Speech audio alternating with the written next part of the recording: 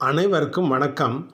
Cholesterol என்றாலே அது நம் உடல் ஆரோக்கியத்திற்கு கெடுதல் விளைவிக்கும் என்ற ஒரு தவறான கருத்து நிலவுகின்றது.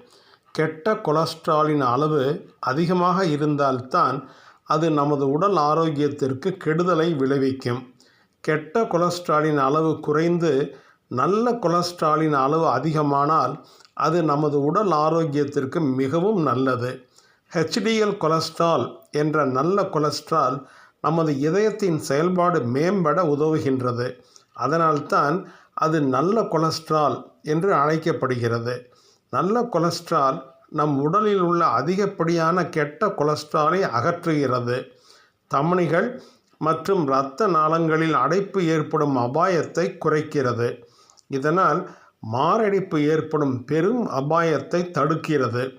எனவே நாம் நம் உடலில் நல்ல கொலஸ்ட்ராலின் அளவு அதிகமாகுமாறு பார்த்து கொள்ள வேண்டும். அதற்கு தேவையான உணவுகளை உட்கொள்ள வேண்டும். டார்க் சாக்லேட், ப்ரக்கோலி, காலிஃப்ளவர், முட்டைக்கோஸ் போன்ற காய்கறிகள், வேர்க்கடலை, வால்நட் மற்றும் பிஸ்தா போன்ற நட்ஸ் வகைகள், கொண்டைக்கடலை, பீன்ஸ் மற்றும் பருப்பு வகைகள், கம்பு, சோளம் போன்ற திணை வகைகள், அவகேடோ, ஆப்பிள், வாழைப்பழம் மற்றும் பேரிக்காய் போன்ற பழங்கள், சால்மன், கானாங்கெழுத்தி மற்றும் மத்தி போன்ற மீன்கள் ஆகிய உணவுகளை உண்ணலாம். சமையலுக்கு ஆலிவ் எண்ணெயை பயன்படுத்த வேண்டும். காஃபி, டீ அருந்துவதற்கு பதிலாக கிரீன் டீ அருந்தலாம். அன்றாடம் நடைப்பயிற்சி அல்லது உடற்பயிற்சி செய்து வர வேண்டும். ஒவ்வொரு நாளும் இரவு போதிய அளவு தூங்க வேண்டும். மிக முக்கியமாக மன அழுத்தத்தை தவிர்க்க வேண்டும்.